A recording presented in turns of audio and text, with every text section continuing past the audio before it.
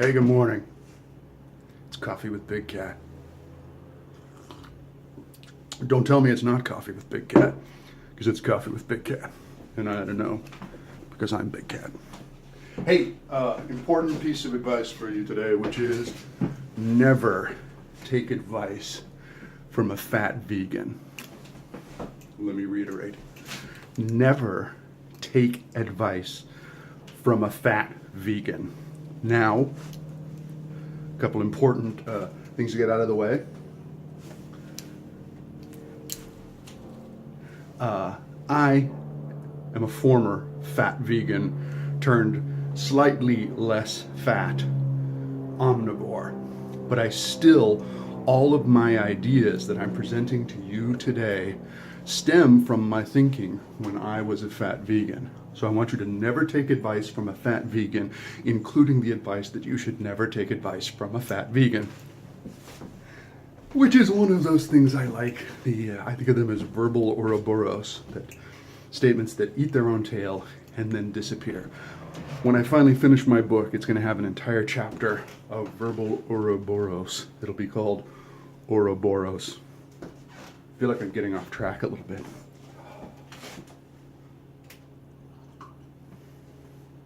So I says to Marge, Marge, you're soaking in it.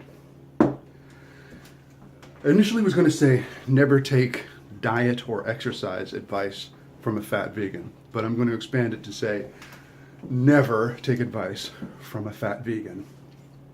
Because a fat vegan is philosophically corrupt in two different ways, which is that in the grand spectrum of conversation, or thinking, whatever, I tend to believe in the middle way. I'm an extremist in my pursuit of non-extremism, Ouroboros. And the very ends, the very outsides, the extremes, always tend to be philosophically bankrupt. So a fat vegan is both into deprivation.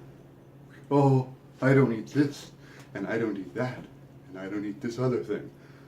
While simultaneously being into gluttony. I can have as much as I want of this, and this. See what I'm saying? These two ends of the philosophical conversational spectrum, the things that are at all, always, none, never. We understand this, right? Always avoid always, never say never. All of the statements that contain the word all are false, and none of the statements that contain the word none are true. Those are some of my Ouroboros. And it's also true. You want to hear about what a bad neighborhood all is? All? You want to hear what a shitty neighborhood that is? All? That's where racists live. That's where racists live. They're like, hey, listen, man. All Danish people are good at backgammon. It's like, all you got to do is find one. Find one Danish guy isn't good at backgammon, and that's how bad all is. That's how bad all is. So, the reason this came up was I was talking to a friend of mine, and this friend was saying how his daughter has gone off to college and has become a vegan. And he said this to me, and then there was this long conversation where it seemed like he actually wanted me to say something about that. Obviously not understanding that you never take advice from a fat vegan. But he kept looking at me, and finally I arrived at, well, for many, if not most, people, eating less animal product and eating more fruits and vegetables is probably a good thing. See how I don't go to veganism is the best or Atkins is the best. I don't know if either of those are true. But for many, if not most people, moving towards eating more plants, more fruits and vegetables, eating less animal product is probably a good thing.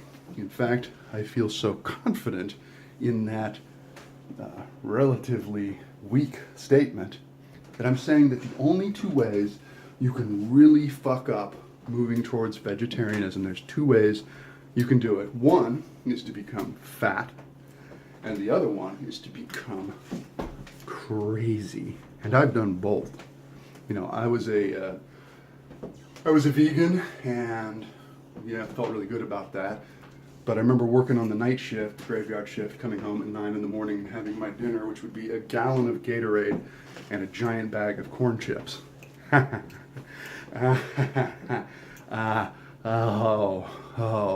I was a carb fiend. Look, I've got a carb head. Lisa said I had a carb head. I have a carb head. And I didn't quite become diabetic, but I became pre-diabetic. I got into the neighborhood. So at a certain point, I said, hey, maybe I should be eating more lean protein to try to get my blood sugar under control. And when I did introduce white meats back into my diet, because for the first time it actually tasted kind of good, I started feeling like, oh, I'm sorry that I have to eat animals. I'm sorry that I screwed up so badly that I screwed up my own blood sugar and I have to eat animals. But that's where I'm at right now. Which brings me to the second part about how you can go crazy when you're a vegan. I started really buying into it, the full program, and I started feeling like, oh, okay, well, then I got to get rid of leather. I got rid of my leather belt. I got rid of my leather wallet. I shouldn't have got rid of any of them. I already owned them. But then I tried moving on to like rubber shoes and canvas shoes and these sorts of things, and my feet, my athlete's foot just went completely crazy, and I realized, oh, I have to wear leather shoes. I'm sorry. I'm very sorry. I'm hoping that whatever cow my boots came from, I hope somebody enjoyed them, and that they were a nice steak. I hope they were. And then you can get really into, oh, I don't want to eat honey because it bothers the honeybees, and I don't want to. You can get really insane about the recycling bin. Did I put the right thing into the right recycling bin? You suddenly start becoming hyper aware of the fact that you are a consuming creature who is just stomping the planet with every turn, and you can get really, really crazy with that stuff. So that's it. Avoid your extremes. And as I said, well, let me rephrase this. You should almost always avoid almost none of the statements that contain the word none are true. Almost all statements that contain the word all are false, and you should almost never say never. I lost track of that. That's my shit, by the way. I'm not quoting anybody. I don't really have a button to put in this whole thing. I have no way to wrap this up other than to say it's been Coffee with Big Cat, and I hope you have a great day.